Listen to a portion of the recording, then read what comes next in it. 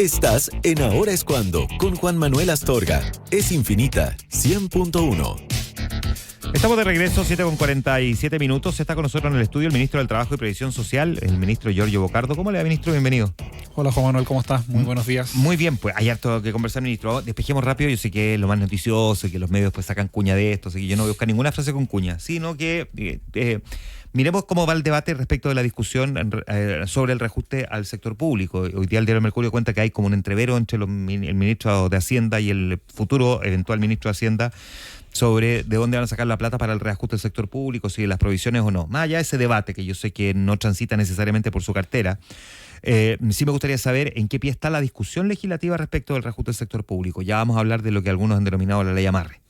Muy bien. Bueno, lo primero es señalar que el día de ayer, más allá que el debate fue intenso, y que efectivamente se centró respecto al informe financiero, que lo dijimos con bastante fuerza, que no estamos innovando de lo que se ha hecho en los últimos traspasos de los últimos 4 gobiernos. Claro, la discusión de la oposición, entre otros puntos, es que lo que sí hay una innovación es que la partida de libre disposición sí cambia respecto de gobiernos anteriores, digamos. Es más transparente, dado que los criterios de cómo se han ido construyendo los presupuestos en los últimos años ha ido obligando a ser mucho más preciso de lo que antes era con una suerte de partida donde estaban todas las provisiones, a donde hoy día a ti te obliga la ley, y por buenas razones, a que los compromisos legales queden en una partida de provisiones y los otros componentes queden en otra partida. Entonces eso se ha ido haciendo mucho más explícito. De hecho, a nosotros nos tocó, por ejemplo, asumir el gobierno con un déficit de la PGU de 2.000 millones que tuvimos que de alguna manera reasignar. Entonces los presupuestos han ido ganando en transparencia, en precisión. Y además este es un informe financiero el más bajo desde el año 2018 y no estamos innovando en materia de cómo se ha ido construyendo la forma en cómo se va cubriendo ese presupuesto. Ahora, dicho eso, que es un debate legítimo y que creemos que va a seguir acompañando la tramitación, el día de ayer yo creo que hay 2 elementos a destacar. El primero es que se aprobó la idea de legislar y se aprobaron 36 de los 129 artículos, muy variados, muy heterogéneos. Y también decirle a la ciudadanía que por buenas razones, porque no solamente está el reajuste y lo que uno negocia con la mesa del sector público, que es una parte de la ley. Hay elementos que son compromisos de la ley de presupuesto que se asumen con la oposición y que también se aprobaron. Hay también aclaraciones, hay precisiones de leyes que se aprobaron en los últimos años, por lo tanto también esto permite dejar en un mejor funcionamiento el Estado, va resolviendo ciertos temas que si no quedan pendientes.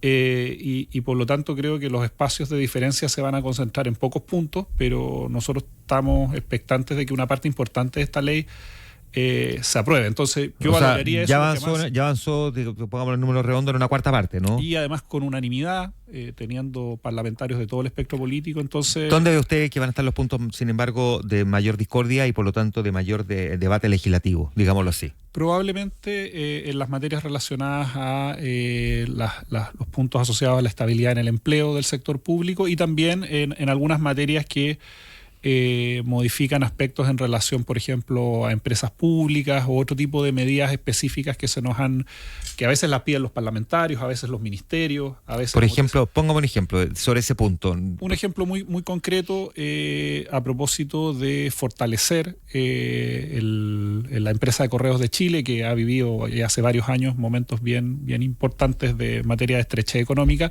Lo que hemos planteado que, por ejemplo, la empresa de Correos pueda ampliar su giro a logística. Hoy día todas las empresas de Correos están moviéndose hacia la logística. Como por ley la empresa de Correos no tiene ese giro, no puede competir con igualdad de condiciones. ¿Y por qué alguien querría oponerse a que la empresa de Correos se adapte a la nueva realidad para poder competir de igual a igual con otras empresas del sector? Yo creo que a veces hay ciertas diferencias respecto a cuánto se fortalece o no a las empresas estatales, como un debate más ideológico respecto al papel que juegan las empresas estatales, pero aquí en realidad este es un debate muy pragmático de una empresa en particular, que es Correos de Chile, que si queremos que siga siendo relevante para el país... ¿Usted cree que hay sectores que le gustaría cerrar Correos de Chile? Bueno, yo escuché al futuro senador Esquella hablando de que él planteaba privatizarla o que por lo menos esa era su visión. Por lo tanto, no es un debate que nosotros estemos hipotetizando. Ahora, ¿pierde plata? ¿Perdón? ¿Pierde plata Correos de Chile? Correos hizo un esfuerzo muy importante de ajuste para volver a tener números azules, que incluso significó el despido de una gran cantidad de trabajadores. Fue un ajuste bien doloroso. Pero sí creemos que es importante tener una empresa de correos competitiva y que pueda justamente también abordar esos temas. Hay que recordar que Correos de Chile llega a todo el país. Eso le decir, o sea, cubre uno podría lugares, regiones. Uno entiende una empresa pública, una empresa del Estado, por dos razones, fundamentalmente. Bueno, puede ser muchas más, pero para que nos vamos a poner la tela, más de lo que ya estoy diciéndolo, pero uno es que efectivamente le puede aportar recursos al Estado, porque el Estado tiene que tener recursos y los recursos vienen de impuestos, vienen de la venta de cobre, pero también pueden ser empresas públicas que efectivamente sean muy eficientes y que le entreguen recursos. La otra es que cubra sectores que la empresa privada, por el giro propio de su negocio, no le es rentable y por lo tanto no lo cubre. Como dice usted, por ejemplo, Correo de Chile llega a distintos rincones. O cumple un papel muy central cuando llegan todos los pedidos del mundo a aduanas, después de aduanas a correos. Exacto. Entonces nosotros estamos planteando un debate. Entendemos que hay diferencias más a nivel general respecto a cuál es el papel de las empresas del Estado en el país. Creo que ese es un debate legítimo. Sin embargo, aquí estamos planteando un aspecto muy específico, que es un fortalecimiento de Correos de Chile para que tenga un giro equivalente al que tienen otras empresas en este giro. Al menos ponerla en igualdad de condiciones. Porque además creemos que es una oportunidad para fortalecer una empresa que cumple también un rol importante en el país. Ahí ve usted un eventual punto, digamos, de fricción o de debate. Un buen punto para anotarlo, para preguntarle a parlamentarios de la hoy oposición respecto de eso. Y usted decía la estabilidad laboral, las que creemos mal llamadas leyes de amarre. Ya, que como le dice la oposición hoy día, ley de amarres. Despejemos ese otro punto, para que después hablemos del tema trabajo y generación de empleo. Ministro, ¿qué cree usted que va a pasar con esas normas que se incorporaron en este proyecto de ley? Donde algunos decían debió haber sido un proyecto distinto y no haberlo incorporado en el reajuste del sector público. Mira, lo primero, y creo que esto es algo relevante, durante el último año, el año pasado, creo que el sector público en general vivió una denostación sistemática en términos de la función que cumplen. Se les trató en muchos casos de parásitos, de que habían 100.000 operadores en el Estado. De hecho, se llegó a decir que el Estado central había contratado 100.000 trabajadores cuando ex-DIPRES del gobierno de Piñera señalaron que no eran más de 10.000. Entonces, creo que ha habido un clima de denostación al sector público que no es positivo para el país. Son los que nos atienden en los CEFAM cuando llegamos enfermos, son los que administran la educación pública, son, por ejemplo, funcionarios de IPS que hacen que la PGU llegue a toda la población. Por lo tanto, y son los carabineros. Son los los que revisan que los califos no exploten cuando uno los compra. Entonces, es importante lo primero decir que nosotros lamentamos que se haya construido ese clima de denostación del sector público por casos absolutamente condenables que se han suscitado en el país, pero que han tratado de generalizar esta situación de la función pública. Eso es lo primero. De hecho, nuestro gobierno, en términos de gobierno central, ha contratado menos empleados públicos en el gobierno central que las últimas 2 gestiones, por ejemplo, de Piñera. No es esto ni bueno ni malo, estoy constatando un hecho. Eso es lo primero. Lo segundo que hemos dicho, que en esta ley de reajuste lo que estamos planteando son 2 cosas. La primera es que los despidos de las personas que están en la contrata, porque además las contratas en términos del Estado central, para que se hagan una idea, la población de los 500.000 trabajadores que están en el Estado central, cerca de 100.000 son planta y cerca de 300.000 son contrata. Aquí la contrata se transformó en la forma regular para que el Estado cumpla funciones regulares. Déjame poner un paréntesis ahí. ¿Por qué nos pasó eso? ¿Por qué nos pasó que hoy día tenemos más funcionarios a contrata, que son básicamente estas personas que están y que llegan a diciembre y que se les renueva generalmente al año siguiente para mantenerse durante un año más? No es que estén aboleteando. No, son funciones permanentes y además son funcionarios del Estado, no del gobierno. Del Estado. ¿Por qué nos pasó que terminamos en una realidad como esta y no terminan siendo funcionarios de planta, que es la lógica? Si efectivamente esto es lo que requiere el Estado para funcionar, uno puede discutir si son 20 o 50 los que se necesitan para tal, digamos, labor. Pero ¿por qué nos pasó que no son funcionarios de planta? ¿En qué nos quedamos atrás? Yo creo que hay un debate más de fondo a propósito de que las plantas están fijadas por ley, sus modificaciones requieren de tramitaciones muchas veces extensas. Y donde efectivamente, y creo que ese es un debate que quedó pendiente, es una reforma integral de modernización al Estado, que incluye también una modernización de la función pública y de los trabajadores del sector público. ¿Hay algún sector en particular que se está oponiendo a hacer un debate respecto de volver a modernizarlo? Porque he escuchado a personas de la alta dirección pública incluso decir que ellos mismos hoy día están teniendo un problema porque están revisando cada vez más currículum para cada vez más cantidad de puestos, pero siguen siendo la misma cantidad de personas las que tienen que revisar esos antecedentes. Entonces al final están en un cuello de botella imposible. Sí, yo creo que hay muchas veces, cuando uno tiene que, los gobiernos todos tienen que priorizar muchas veces entre avanzar en reformas sociales, como la reforma de pensiones, reformas de mayor calado, muchas veces eso conspira con que también tú le puedas dedicar la suficiente energía a una modernización del Estado. Creo lo que urgente mata lo importante. muchas veces eso ocurre, más allá que yo creo que todos compartimos que esa es una reforma pendiente. Ahora, dicho eso, nosotros lo que hemos planteado es lo siguiente. Primero, que las contratas, antes importante, lo primero, que todos los cargos de confianza política que ingresaron con los ministros, con los subsecretarios, con los delegados, con las seremías, con presidencia, tienen que renunciar al 11 de marzo. Y eso, que es un estándar que está fijado en un instructivo presidencial, nosotros lo estamos llevando a ley. Y para nuestro gobierno, no estamos condicionando lo que vaya a ser el futuro gobierno con esto. Y eso es un cambio importante. O sea, todos los funcionarios de confianza política, si se aprueba esta ley, van a tener que obligatoriamente renunciar el 11 de marzo. No va a quedar discrecional al jefe de servicio, sino que eso va a ser transparente y por lo tanto separamos este primer tema. Y eso nos parece que es una buena iniciativa. Espera, presentan la renuncia. ¿Pero están obligados a irse o podría ocurrir quienes le digan no te acepto la renuncia? No, porque tienen que presentar la renuncia el último día de febrero para el 11 de marzo. Y en caso que no la presentan, en este caso el jefe de servicio está obligado a pedirles la renuncia y esa renuncia se ejecuta. Se ejecuta, ya, perfecto, ya. Primero. Esos son los funcionarios de exclusiva confianza. Despejado el punto de que esta es una ley de amarre para los funcionarios de confianza política que ingresaron con nuestro gobierno. Claro, o sea, dejar intervenido el siguiente gobierno con funcionarios políticos que llegaron con el gobierno de un color político distinto. Ya, eso se despeja, ya. Segundo, lo que estamos diciendo con el resto de esos funcionarios, que también otro dato importante que la ciudadanía conoce, el 70% de los funcionarios de contrata que ingresaron en nuestro gobierno lo hicieron por concurso público. Hace 4 años atrás este número no llegaba más allá del 50%. Nosotros hemos estado haciendo un esfuerzo porque el concurso público sea la norma. Dicho eso, lo que estamos diciendo es que en caso de que esa contrata se vaya a despedir, que el despido sea fundado. Es decir, que se establezcan las razones de por qué esa persona se le despide. Ya. No estamos diciendo que no se le puede despedir, sino que se funde el despido. Ya, ¿y qué pasa si el despido no tiene fundamento? Esa persona, lo que pasa hoy día es que esa persona va a los tribunales laborales. Muchas veces los tribunales laborales le dan la razón.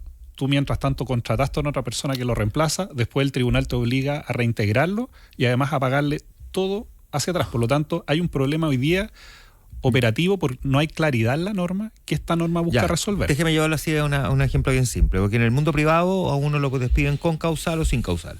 O sea, necesidad de la empresa, que es el famoso artículo que todo el mundo cita, pero si eventualmente no se prueban necesidades de la empresa, se le paga un adicional respecto a la indemnización que le correspondería si es que a uno lo despiden por necesidad de la empresa. Estoy pensando al que lo despiden no porque cometió una falta tan grave que lo tienen que echar y que no recibe indemnización salvo por las vacaciones. Pero si a mí me echan necesidades de la empresa, me pagan un mes por año de servicio más las vacaciones pendientes. Si no pueden probar la necesidad de la empresa, me pagan un adicional más, que en general el promedio es del 30%, no debe andar por ahí.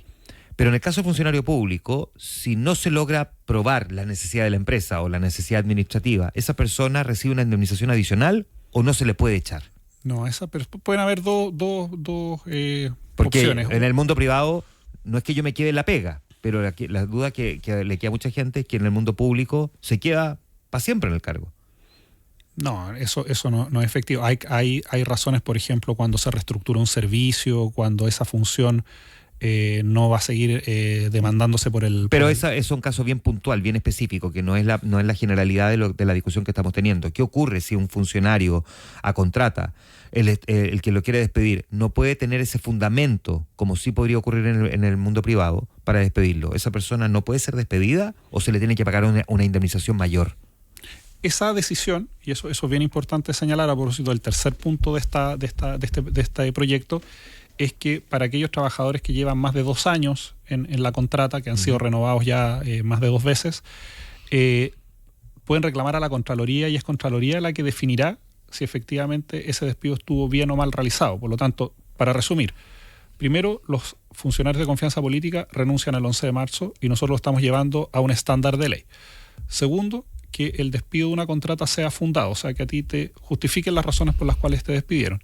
Y tercero, si llevas más de 2 años, puedes reclamar a la Contraloría, y la Contraloría, ni siquiera nosotros nos estamos manifestando en este proyecto de ley si esa persona tiene o no que ser despedida, sino que tenga un mecanismo de reclamo. Finalmente, para señalar, el punto anterior, el que te decía, es un estándar que ya estaba fijado desde el año 2012 por todos los ministros de Hacienda.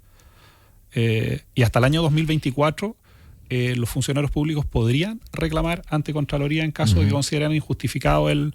Entonces, en términos efectivos... Esto ya, en estricto rigor ya existía. Ya existía. La Contraloría lo había fijado, después lo adecuó, era 1 año, 4, ahora estamos en 2, ¿no es cierto? Y de hecho los tribunales laborales han hablado desde que no hay criterio, que son 2 años, y otros han fijado 5 años. Por lo tanto, el nivel de incertidumbre y de incerteza es alto. Entonces, creo que aquí se ha políticamente sobredimensionado una situación que, primero, es una situación que ya ocurría en 4 gobiernos de distintas tendencias políticas, y nosotros lo que estamos llevándolo es a ley, que además fue fruto de un acuerdo político que tuvimos con la mesa del sector público. ¿Y cómo le dio la conversación con la oposición respecto de este punto, que ha sido el más debatido, el más discutido públicamente al respecto? ¿Están los votos?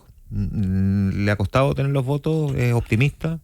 Mira, hasta efectivamente hasta hace 2 días el debate estaba puesto más bien en la discusión político-comunicacional, donde se instaló esta idea de que esta era una ley de amarre. En la medida que hemos podido explicar con detalle cómo opera esta norma, qué es lo que había hacia atrás, cómo se han establecido estos criterios, creo que hemos tenido más disposición a escuchar. Evidentemente, el lunes vamos a ver en concreto cuánto puede avanzar y cuánto también hay disposición para quizás llegar a un acuerdo que no sea necesariamente lo que propusimos originalmente. ¿El lunes se vota?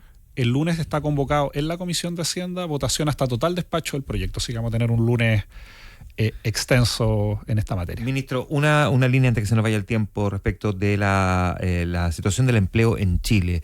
Que ya a esta altura muchos han dicho no es un problema coyuntural, sino que más bien es estructural, de poder bajar de la barrera del 8%. ¿Qué cree usted que habría que hacer para poder avanzar un poco más? Yo sé que el rol del Ministerio del Trabajo no es generar puestos de trabajo, sino que más bien respecto de otras cosas, pero de todas formas... Qué bueno que lo digas, porque en algún momento yo lo entiendo, pero eso es bueno que uno lo verbalice, ¿no? En la campaña se estableció que éramos los responsables de cada puesto de trabajo que se crea en el país. Podemos diseñar, sí, políticas públicas que fomenten la y que estimulen y que ayuden. Pero no esa es la misión principal que tiene el Ministerio. Y en eso hay dos políticas de fondo que creemos que son claves. A ver. La primera, un proyecto que de hecho ayer pudimos avanzar bastante en el Congreso, que es una reforma integral al sistema de subsidios laborales, con foco en los grupos que hoy día justamente tienen desempleo alto. Jóvenes mujeres. Mujeres igual ha bajado, estuvo del 10, ya está en 8,8, pero sigue siendo alto, eso hay que decirlo. Sí, pero ha logrado disminuir. Y también incorporamos personas con discapacidad y personas de más de 55. Ese creemos que es un proyecto que se va a aprobar y va a ser una herramienta muy importante, sobre todo para las empresas de menor tamaño, que son a las que más les cuesta contratar, primero. Y segundo, que hay un grupo de personas que o bien no se puede emplear por jornada completa o ni siquiera sale a buscar trabajo, que es básicamente por las responsabilidades de cuidado. Ayer no sé si viste, pero distintas organizaciones de mujeres lanzaron una campaña para pedirnos, y me parece bien que nos exijan tanto al gobierno como al Congreso, que aprobemos el proyecto de Sala Cuna para Chile, porque esa es una herramienta que va a permitir desanclar los costos de la contratación que hoy día sufren las mujeres, y creemos que quizás el mejor aporte que le podemos legar al país en materia de reducir estas barreras estructurales que hoy día tiene nuestro mercado laboral, porque hay muchas mujeres que ni siquiera van a salir a buscar trabajo, es decir, ni siquiera están en ese 8,8%. O sea, no están en el mercado. O tienen una jornada parcial, o tienen que estar en la informalidad, o bien aceptar sueldos más bajos, fruto de que no hay, donde hay muchas empresas que no tienen que cumplir con este derecho a Sala Cuna. Así que creo que nos queda un mes además de la ley de reajuste y de los muchos otros temas que tenemos nuestro llamado es que podamos alcanzar un acuerdo con la oposición. Nosotros vemos que ha habido buena disposición, porque creemos que ese es quizás el proyecto que va a tener mayores efectos en materia de justamente abordar estos problemas más estructurales que tiene el mercado laboral, particularmente en participación laboral de mujeres. El ministro del Trabajo y Previsión Social, Giorgio Bocardo, conversando esta mañana con nosotros. Ministro, muchas gracias por venir al estudio. Muchas gracias a ti por este espacio. Gracias, ministro.